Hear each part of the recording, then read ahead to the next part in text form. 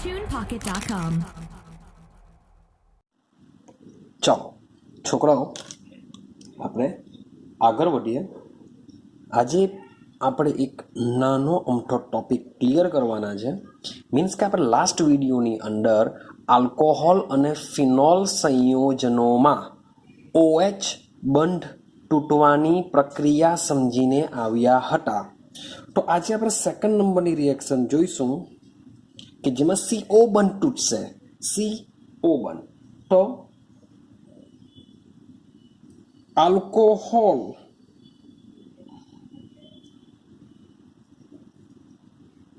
સંયોજનોની CO બંધ તૂટવાની પ્રક્રિયાઓ લખીશું. એક પ્રક્રિયા નથી, ઘણી બધી પ્રક્રિયા છે, માટે પ્રક્રિયાઓ. હવે સર આમાં ફિનોલ કેમ નહીં લીધો એવો ક્વેશ્ચન આવે, કારણ કે OH બંધ તૂટવાની પ્રક્રિયા આપણે ફિનોલ અને આલ્કોહોલ બંનેની એકી સાથે જોઈ હતી. તો આમાં માત્ર આલ્કોહોલ કેમ લખ્યું? તો ભાઈ ફિનોલ માત્ર CO બંધ તૂટવાની એક જ રિએક્શન આપે છે કે ફિનોલને ઝીંક પાવડર સાથે ગરમ કરતા બેન્ઝીન મળે છે. તો એ રિએક્શન આપણે એક જ રિએક્શન છે, પાછળથી જોઈ લેશું. હમણાં માત્ર આપણે શું સમજીએ? આલ્કોહોલ સંયોજનોની CO બંધ તૂટવાની પ્રક્રિયાઓ જોઈ લેશું. ચાલો તો સ્ટાર્ટ કરીએ. સૌથી પહેલી રિએક્શન, ચાલો તો સૌથી પહેલી રિએક્શન આપણે જોઈએ તો એ રિએક્શનની અંદર વાત કરીએ તો આ જે રિએક્શન છે એ રિએક્શનમાં ઘણી બધી એવી રિએક્શન તમને જોવા મળશે કે જે ઓલરેડી આપણે આગળના ચેપ્ટરમાં ભણીને આવ્યા છે. ક્લિયર છે? એવી રિએક્શન જોઈએ તો પહેલી રિએક્શન જોઈએ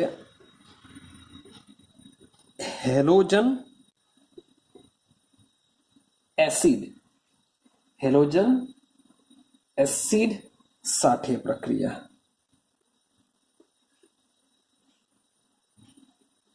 ચાલો, હેલોજન એસિડનો મતલબ શું થાય? હેલોજન એસિડ મીન્સ કે HX.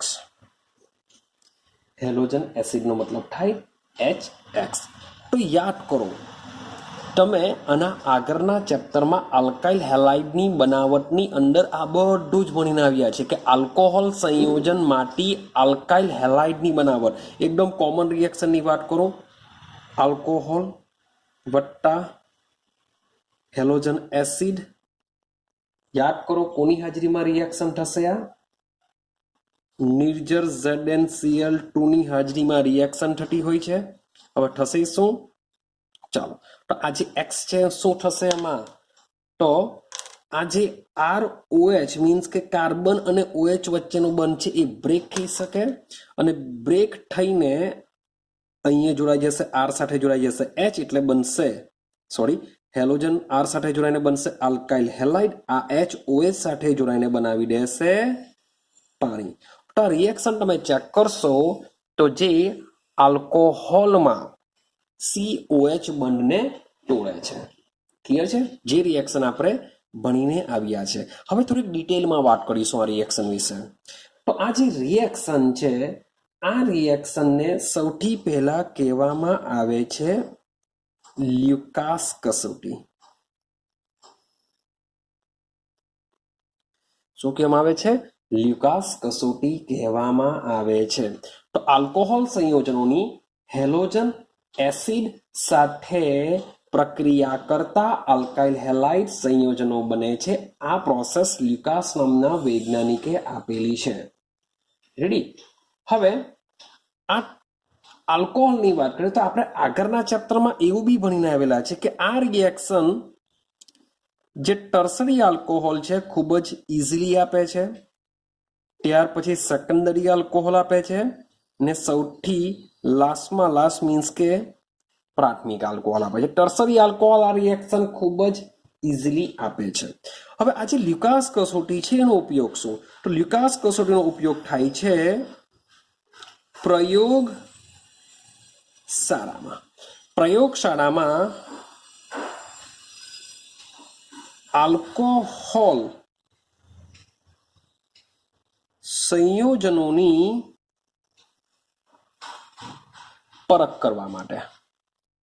પ્રયોગશાળામાં આલ્કોહોલ સંયોજનોની પરખ કરવા માટે આ કસોટી વપરાય છે. કેવી રીતના, શું થશે સમજો. મને કે હું સૌથી પહેલા હું શું કરે, ટેસ્ટ ટ્યુબ લઈ લેવા. સૌથી પહેલા હું લઈ લેવા ટેસ્ટ ટ્યુબ. ચાલો, હવે મને એકચ્યુઅલી ખબર નથી કે અહીંયા મેં શું લીધેલો છે, આલ્કોહોલ લીધેલો છે. આ શું છે આપણો આલ્કોહોલ. પણ આ જે આલ્કોહોલ છે એ કયા પ્રકારનો છે એ મને નથી ખબર, મારે એ જાણવું છે. આલ્કોહોલનો પ્રકાર જાણવો છે. તો પહેલા મેં શું લીધું, આલ્કોહોલ લઈ લીધું. હવે આ આલ્કોહોલની અંદર હું એડ કરા HCl. મીન્સ કે પ્રયોગશાળામાં મોટે ભાગે આલ્કોહોલની પરખમાં મોટે ભાગે આપણે શું વાપરીએ છીએ, HCl વાપરીએ છીએ. તો આમાં હું શું કરી દેવા, HCl વાપરી દેવા. ભાઈ એઝ અ ઉદ્દીપક તરીકે હું શું કરી દેવા, ZnCl2 એડ કરી દેવા. ક્લિયર છે? તો સોરી કોટેડ. તો એક ટેસ્ટ ટ્યુબ લઈ લેવા, એમાં હું આલ્કોહોલ લેવા, એમાં HCl મૂકી દેવા અને એમાં ઉદ્દીપક તરીકે હું શું ભરી દેવા, ZnCl2 એની અંદર એડ કરી દેવા. હવે જેવું આને તમે નોર્મલી ગરમ કરશો, થોડું ઘણું આપણે શું કરીશું, ગરમ કરીશું. હવે આની અંદર જે રિએક્શન થવાની એ રિએક્શનને સમજજો.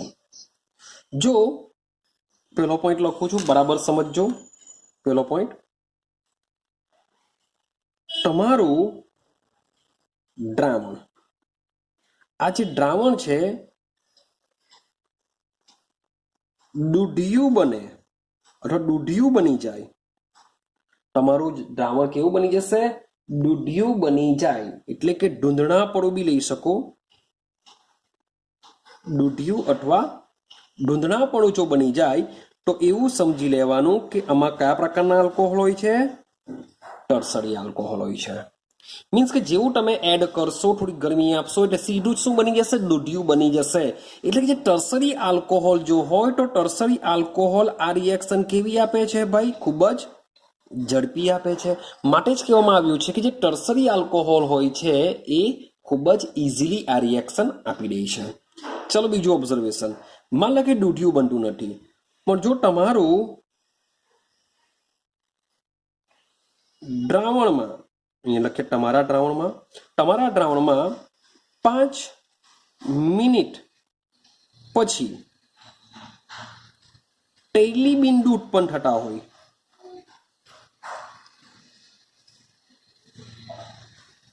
મીન્સ કે 5 મિનિટ તમે એટલે મીન્સ ગરમ કરીને મૂકી રાખો અને પછી જો એની અંદરથી તેલી બિંદુ જો ઉત્પન્ન થતા હોય એવું જો લાગતું હોય તો એની અંદર સેકન્ડરી આલ્કોહોલ હોય છે. મીન્સ કે 5 મિનિટ પછી મીન્સ કે રિએક્શનમાં થાય છે અને 5 મિનિટ પછી તેલી બિંદુ ઉત્પન્ન થાય છે તો ટર્સરી આલ્કોહોલ કરતાં સેકન્ડરી આલ્કોહોલ કેવો હોય છે, રિએક્શનમાં ધીમો હોય છે. માટે જે 5 મિનિટ પછી તેલી બિંદુ ઉત્પન્ન કરે છે. અને લાસ્ટ, દ્રાવણ જેવું છે તેવું જ ચોખ્ખું રહે, એમાં કઈ મીન્સ કે ફરક નહીં પડશે, ચોખ્ખું રહે તો સમજવામાં આવે છે પ્રાથમિક આલ્કોહોલ. શું સમજવામાં આવે છે, પ્રાથમિક આલ્કોહોલ હશે એવું સમજવામાં આવે છે. અને આ જે પ્રાથમિક આલ્કોહોલ છે એ રૂમ ટેમ્પરેચર પર દ્રાવણ દૂધિયું બનાવતું નથી. તો આ પ્રોસેસ દ્વારા પ્રયોગશાળામાં આલ્કોહોલની પરખ થઈ શકે છે. આ કસોટીને કહેવામાં આવે છે લ્યુકાસ કસોટી. ક્લિયર થાય છે? બહુ સિમ્પલ કસોટી છે, બસ 3 પોઈન્ટ અમારે યાદ રાખવાના છે. જે ઓલરેડી પાછી આ જે રિએક્શન છે આગળ બી આવી જાય છે. તો આ ટેસ્ટની અંદર આ જે માત્ર 3 પોઈન્ટ છે, 3 પોઈન્ટ તમારે યાદ રાખવા પડશે. ચાલો સેકન્ડ રિએક્શન જોઈએ. સેકન્ડ રિએક્શન શું છે? સેકન્ડ રિએક્શન બી ઓલરેડી આવી જાય છે, ફોસ્ફરસ ટ્રાઇહેલાઇડ. ફોસ્ફરસ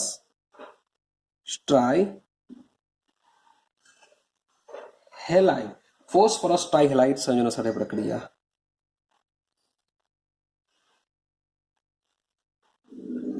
એકચ્યુઅલી આગળના ચેપ્ટરમાં જે આલ્કોહોલમાંથી આપણે જે આલ્કાઇલ હેલાઇડ બનાવીએ છીએ ને કોઈ બી રિએક્શન લઈ લો, કોઈ બી રિએક્શન લેશો તો એમાંથી તમને શું મળવાનું છે? આલ્કાઇલ હેલાઇડ મળવાનું છે. એટલે કે કાર્બન અને ઓક્સિજન વચ્ચેનો બંધ 100% તૂટવાનો જ છે. પણ તે છતાં બી અહીંયા લીધેલું છે ફોસ્ફરસ ટ્રાઇહેલાઇડ સાથેની પ્રક્રિયા. મીન્સ કે ફોસ્ફરસ ટ્રાઇહેલાઇડમાં યાદ કરો કે આગળના ચેપ્ટરની અંદર આપણે જે આલ્કાઇલ હેલાઇડ બનાવીને આવ્યા એ આલ્કાઇલ હેલાઇડમાં જે હેલોજન છે, જે ટ્રાઇહેલાઇડ છે, એ પણ આપણે બે પ્રકારના લીધેલા હતા. કયા લીધેલા હતા? યાદ કરો. ક્યાં તમે PCl3 લઈ શકો અથવા PBr3 લઈ શકો. તો રિએક્શન પાછું રિપીટેશન કરાવું કે આલ્કોહોલની આપણે શું કરેલું? કોમન એક્ઝામ્પલ લઈ લઉં એટલે ફટાફટ પટાવી દઉં. PX3 ફોસ્ફરસ ટ્રાઇહેલાઇડ એટલે કે PX3 સાથે રિએક્શન કરવામાં આવે તો કાર્બન O આ બંધ તૂટી જશે અને બની જશે RX વત્તા બીજું શું ઉત્પન્ન થશે? તો ઉત્પન્ન થશે H3PO3 ફોસ્ફરસ એસિડ ઉત્પન્ન થશે. હવે અહીંયા X બરાબર શું લઈ શકીએ આપણે? ક્યાં Cl લઈ શકીએ અથવા Br લખી શકીએ. ક્લિયર? તો આ જે રિએક્શન છે એ રિએક્શન ઓલરેડી આગળના ચેપ્ટરમાં આવી જાય છે, જે તમને ખાલી રાઇટિંગ આપી દીધેલું છે. પણ આ રિએક્શન તમે જોશો તો અહીં પણ કાર્બન અને ઓક્સિજન વચ્ચેનો બંધ બ્રેક થશે અને હેલોજન R સાથે જોડાઈને આલ્કાઇલ હેલાઇડ બનાવતું હોય છે. સમીકરણને હું બેલેન્સ કરતો નથી, ઓલરેડી આગળ આવી જાય છે, એમાં હું મારો સમય બગાડતો નથી. ચલો સેમ વાત કરીએ ત્રીજી રિએક્શન. ત્રીજી રિએક્શન શું છે? હવે સમજો. આ રિએક્શન છે નિર્જરીકરણ. ચાલો સૌથી પહેલા દિમાગમાં ફિટ કરો કે આજે નિર્જરીકરણનો મતલબ શું થાય? નિર્જરીકરણનો મતલબ થશે પાણીનો અણુ દૂર થવો. પાણીનો અણુ દૂર થવો. પાણીનો અણુ જો દૂર થાય તો એ પ્રોસેસને કહેવામાં આવે છે નિર્જલીકરણ. હવે ભાઈ પાણીનો અણુ એમને દૂર થવાનો નથી કે તમે એમ મૂકી દેશો તો પાણીનો અણુ દૂર થઈ જાય, એવું બનવાનું નથી. તો ભાઈ જે પાણીનો અણુ છે દૂર કેવી રીતના થશે? તો એના માટે યોગ્ય પ્રક્રિયકો જરૂરી હોય છે. જેમ કે પહેલો પ્રક્રિયક લેવું છું ભાઈ, સાંદ્ર H2SO4 ની હાજરી. સાંદ્ર H2SO4 પણ શું છે? એઝ અ નિર્જલીકરણ કરતા તરીકે વર્તે છે. સેમ વસ્તુ ભાઈ લઈ લો H3PO4 ફોસ્ફોરિક એસિડ લઈ લેવું. તો આ જે બંને જે એસિડ છે એ બંને એસિડ કહેવાય પ્રોટિક એસિડ કહેવાશે. મીન્સ કે H+ નું દાન કરી શકતા હોય છે. તો આ જે પ્રોટિક એસિડ છે એ નિર્જલીકરણ કરતા તરીકે વર્તે છે. રેડી? ચાલો અગાટલા પ્રક્રિયકની વાત કરીએ. અગાટલો પ્રક્રિયક છે નિર્જર ZnCl2. શું છે? નિર્જર ZnCl2. તો નિર્જર ZnCl2 પણ એઝ અ નિર્જલીકરણ કરતા તરીકે વર્તે છે અને સાથે સાથે એલ્યુમિના, જેને આપણે Al2O3 કહીએ છીએ, એલ્યુમિના. તો જે એલ્યુમિના છે આ એઝ અ ઉદ્દીપક તરીકે જો વર્તે તો આ લોકો બધા શું કરે છે? પાણીનો અણુ દૂર કરી શકે છે. હવે સમજો આલ્કોહોલ વાત કરીએ આપણે RCHHO. ચાલો લઈ લઈએ, આવી રીતના લઈએ આપણે. હવે આરમાં પણ એકચ્યુઅલી શું હશે? માની લો કે અહીંયા CH2 છે તો અહીંયા હું R લખું. RCH2CH2OH આ રીતનું એક્ઝામ્પલ લખ્યું. હવે સમજો કે નિર્જલીકરણમાં થશે શું? અમારો કોઈ બી એક લઈ લેવું, 1 2 3 4 કોઈ પણ લઈ લો. શું કરશે? -H2O કરશે. હવે થશે શું? તો ભાઈ 100%ની વાત છે કે આ બનતો નિકટ તૂટવાનો જ. CO બંધ બ્રેક થશે એટલે કે અહીંયાથી તમને OH મળશે. હવે આ કાર્બન પરથી OH નીકળે છે તો બાજુના કાર્બન પરથી શું નીકળશે? એક હાઇડ્રોજન જશે. બાજુના કાર્બન પરથી શું જશે? એક હાઇડ્રોજન જશે. ક્લિયર થયું? OH જે કાર્બન પર જોડાયેલો છે ત્યાંથી જશે OH અને એનો જે બાજુનો કાર્બન છે એ બાજુના કાર્બન પરથી શું થશે? એક હાઇડ્રોજન નીકળશે.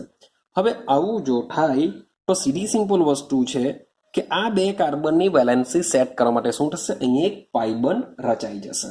જો આવું જો થાય તો તમારું નિપજ શું બનશે, R C H double bond C H H. Means કે કાર્બન કાર્બન વચ્ચે ડ્રીબન આવશે. જે કાર્બન પર OH છે એના બાજુના કાર્બન પરથી H, એ બંને કાર્બન વચ્ચે આ રીતના ડ્રીબન રચાય છે અને બનાવી દેશે તમારું સંયોજન આલ્કીન. તો ભાઈ યાદ રાખો પહેલો પોઈન્ટ કે આલ્કોહોલનું જો નિર્જલીકરણ કરવામાં આવે તો બનશે શું, આલ્કીન બનશે. શું બનશે, આલ્કીન બનશે. આ ફિક્સ થઈ ગયું. ક્લિયર છે, આ યાદ રાખજો. ચાલો હવે સમજો.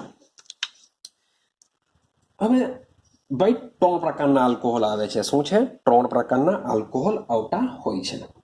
તો સમજવાનો પ્રયત્ન કરજો. માની લો કે હું સૌથી એક ઇઝી એક્ઝામ્પલ લઉં, C2H5OH. હવે તમે કહેશો સર મિથેનોલની કેમ નહીં લીધો? તો ભાઈ મિથેનોલમાંથી મીથીન આવતું જ નથી, કારણ કે કાર્બન કાર્બન વચ્ચે મિનિમમ એક ડ્રીબન આવવો જોઈએ. તો ભાઈ આલ્કીનની શરૂઆત એકચ્યુઅલી ક્યાંથી થાય, 2 કાર્બનથી થાય. તો તમે મિથેનોલ લઈને મિથીન બનાવી નથી શકવાના. માટે સાદામાં સાદું એક્ઝામ્પલ આપણે શું લેવું પડશે, ઇથેનોલ લેવું પડશે. રેડી? તો ભાઈ આ જે ઇથેનોલ છે, માની લો કે ઇથેનોલનું સાંદ્ર H2SO4 લઈ લઉં. શું લઈ લઉં છું, સાંદ્ર H2SO4. તો સાંદ્ર H2SO4 યાદ કરો, આપણે પી વિભાગમાં બી ભણીને આવ્યા છે કે ગરમ સાંદ્ર હોય તો એઝ એ પ્રબર ઓક્સિડેશન કરતા તરીકે વર્તી શકે છે. પણ અહીંયા માત્ર સાંદ્ર H2SO4 છે, તો આનું કોઈ ઓક્સિડેશન નથી થવાનું. જો તમને લખેલું હોય ગરમ સાંદ્ર હોય તો આનું ઓક્સિડેશન થઈને મે બી કાર્બોક્સિલિક એસિડ મળી શકે છે. આ જ પોઈન્ટમાં આપણે આના પછીની થિયરી ભણવાના છે. તો માત્ર લખેલું છે સાંદ્ર H2SO4 માટે શું છે, નિર્જલીકરણ કરતા તરીકે વર્તે છે.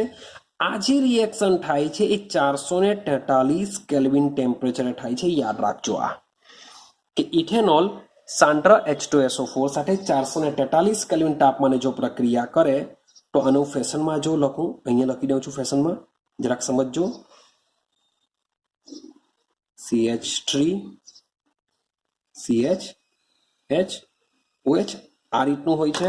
તો સમજો શું થવાનું કે ભાઈ આ OH જશે અને બાજુના કાર્બન પરથી કોઈ બી એક H જશે તો આ 2 કાર્બનની વચ્ચે શું થશે, ડ્રીબન રચાશે. માટે CH2 ડબલ બોન્ડ CH2 બની જશે અને બનાવી દેશે ઇથીન.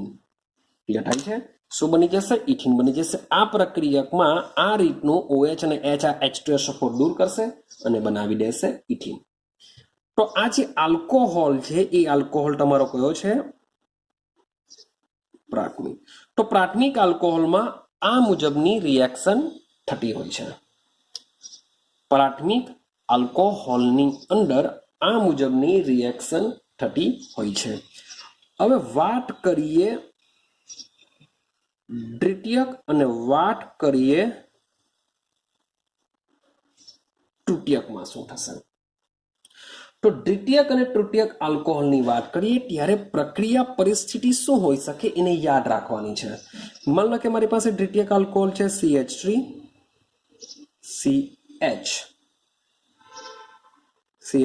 અહીં હું જોડી દઉં OH. તો OH જે કાર્બન સાથે જોડેલો છે તે બીજા 2 કાર્બન સાથે, માટે આ બની જશે તમારો દ્વિતીયક આલ્કોહોલ.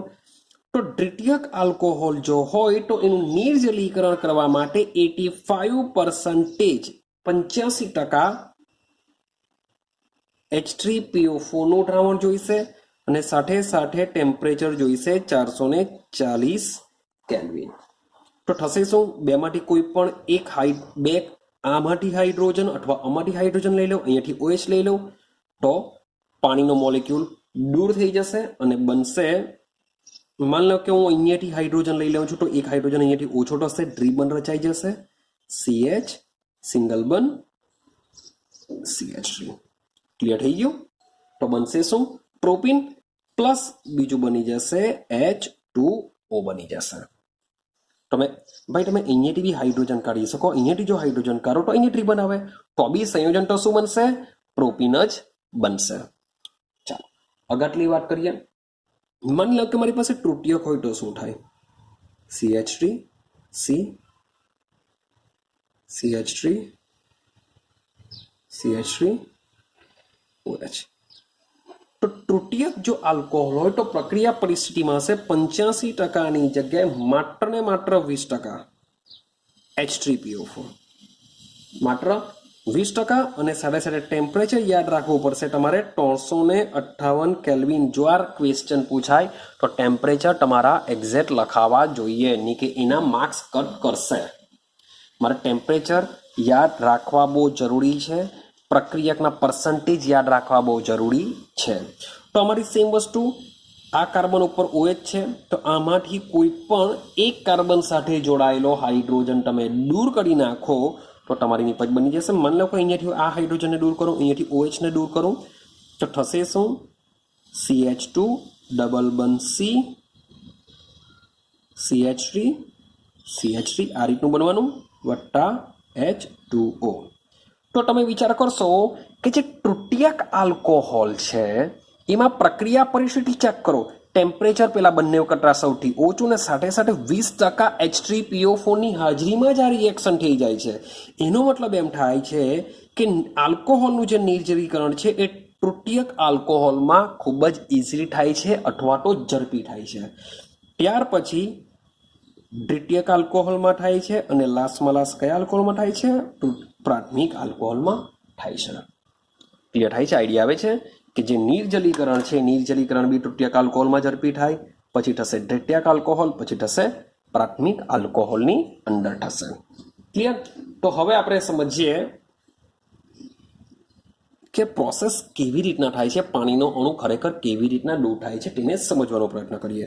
તો આપણે એક્ઝામ્પલ લેશું ઇથેનોલના નિર્જલીકરણની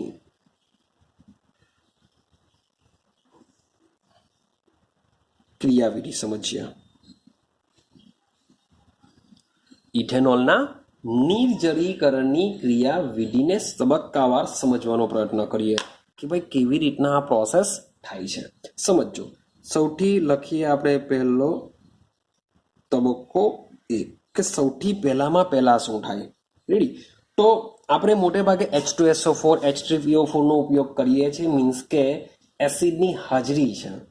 જે એસિડ છે એ શું કરશે? આ OH માઇનસ પર, કારણ કે H પ્લસ ખાલી OH માં ઓક્સિજન પાસે શું હોય છે? અબંધકારક ઇલેક્ટ્રોન યુગ્મ હોય છે।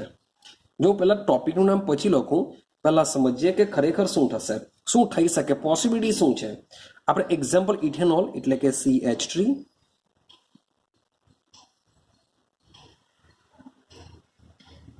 CH2OH, આ શું છે? આપણો ઇથેનોલ છે। સમજો તો શું થશે કે તમારો જે આલ્કોહોલ છે, આલ્કોહોલમાં રહેલો જે ઓક્સિજન છે એ શું કરે છે? અબંધકારક ઇલેક્ટ્રોન યુગ્મ ધરાવે છે। તો સૌથી પહેલા તબક્કામાં એસિડ પાસેથી એસિડ શું કરશે? H પ્લસ દાન કરશે। તો આ જે આલ્કોહોલ છે એ આલ્કોહોલ શું કરશે? બે માંથી એક અબંધકારક ઇલેક્ટ્રોન યુગ્મ H પ્લસ ને આપી દેશે। ક્લિયર છે? તો બહુ ઇઝીલી, બહુ ઝડપી, મીન્સ કે પ્રોસેસ તો હોય છે રિવર્સિબલ, પણ પ્રોસેસ કેવી હોય છે? ઝડપી હોય છે। એટલે કે વેગ નિર્ણાયક તબક્કો આ નથી, આ ઝડપી છે। ઝડપી થઈને બનશે શું? તો CH H H C H H O H H। Oxygen પાસે હોવા જોઈએ 4 તબક્કા, તેની જગ્યાએ રહી ગયા 2 તબક્કા, એની પાસે ઇલેક્ટ્રોન ઘનતા ઘટી ગઈ, માટે ઉત્પન્ન થઈ જશે પ્લસ। તો આને કહેવાશે ઇથાઇલ ઓક્ઝોનિયમ બી બોલી શકો અથવા પ્રોટીનેટેડ આલ્કોહોલ બી કહી શકો। શું કહી શકો? પ્રોટોનેટ આલ્કોહોલ બી કહી શકો। તો સૌથી પહેલા તબક્કાનું નામ શું થશે? પ્રોટોનેટ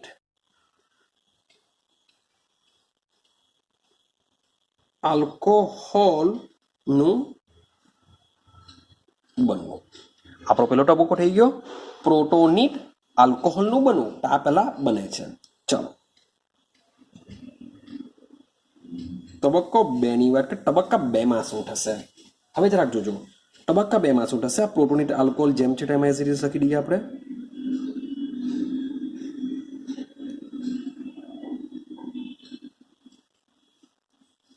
હવે શું થશે? તો જરાક વિચારો શું થઈ શકે. તો થશે કેવું કે આ જે પાણીનો જે મોલેક્યુલ છે એ પાણીનો મોલેક્યુલ બંધ લઈને જ નીકળી જશે. બંધ લઈને નીકળી જશે ને આ જે તબક્કો હોય છે એ પણ રિવર્સિબલ હોય છે અને સાથે સાથે તબક્કો હોય છે ધીમો. મીન્સ કે પ્રક્રિયાનો જે વેગ છે એ વેગ આ બીજા તબક્કા ઉપર આધાર રાખશે અને સાથે સાથે જોઈએ કે આ બીજા તબક્કામાં ઉત્પન્ન શું થશે? તો C H H H C H H.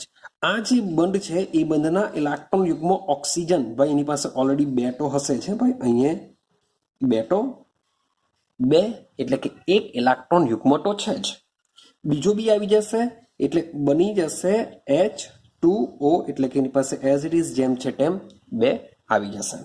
પણ આ જો બંધના ઇલેક્ટ્રોન યુગ્મ જો ઓક્સિજન લઈને જો નીકળી જાય તો કાર્બન પાસે ઇલેક્ટ્રોનની અછત વર્તાશે, માટે આ કાર્બન પર શું ઉત્પન્ન થઈ જશે? પ્લસ, જેને આપણે શું કહીએ છીએ? કાર્બોકેટાયન કહીએ છીએ. શું કહીએ છીએ આપણે? કાર્બોકેટાયન. તો તમારા તબક્કા 2 નું નામ શું થશે?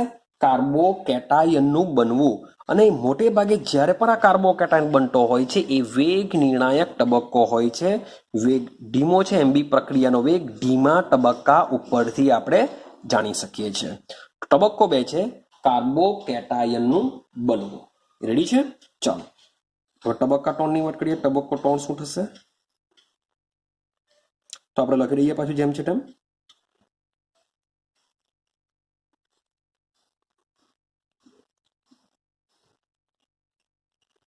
ચાલો આ રીતના પ્લસ છે. હવે ત્રીજા તબક્કામાં શું થાય? તો ત્રીજા તબક્કાની અંદર હવે આ જે કાર્બન છે એ કાર્બન પરથી કોઈ પણ એક હાઇડ્રોજન શું કરશે? કોઈ પણ એક હાઇડ્રોજન એઝ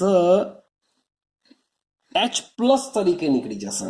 કોઈ બી લઈ લો, કોઈ બી એઝ H પ્લસ તરીકે નીકળી જાય અને આ જે બંધ છે એ બંધ અહીંયા આ 2 કાર્બનની વચ્ચે આવી જશે, જેથી CH H એક તો હતો જ, બીજો બની ગયો, અહીંયા થઈ જશે H H, તો આ બની જતું હોય છે ઇથિન અને વત્તા H પ્લસ. તો આ જે H પ્લસ જે પ્રથમ તબક્કામાં, જે પહેલા તબક્કામાં H પ્લસ જે વપરાતું હતું તે તમને અંતિમ તબક્કામાં H પ્લસ મળી જતું હોય છે. એટલે કે ઉદ્દીપક જે H પ્લસ છે ઉદ્દીપક પ્રક્રિયામાં ભાગ તો લે છે, પ્રક્રિયાને અંતે જેવો છે તેવો મળી જતો હોય છે. તો બહુ સિમ્પલ આની ક્રિયાવિધિ છે, ખૂબ જ ઇઝી છે, તમને આવડી જશે. ક્લિયર છે? તો આપણે હવે વાત કરીએ આજે એની ત્રીજી રિએક્શન છે નિર્જલીકરણ. પેલી 2 રિએક્શન ઓલરેડી આવી જાય છે, ત્રીજી રિએક્શન નિર્જલીકરણ છે, બહુ સિમ્પલ છે. હવે આપણે વાત કરીએ ચોથી રિએક્શન, ઇમ્પોર્ટન્ટ છે કે આલ્કોહોલમાં CO બંધ તૂટવાની જે ચોથી રિએક્શન છે જે છે એ તમને પછી વાત કરું શું છે તે. તો હવે બરાબર એને સમજવાનો પ્રયત્ન કરજો. ચાલો સમજો. હવે આપણે વાત કરીશું ઓક્સિડેશન, આલ્કોહોલનું ઓક્સિડેશન સમજવાના. તો સમજીએ આલ્કોહોલનું ઓક્સિડેશન. ઇમ્પોર્ટન્ટ ટોપિક છે, બરાબર સમજવાનો પ્રયત્ન કરજો.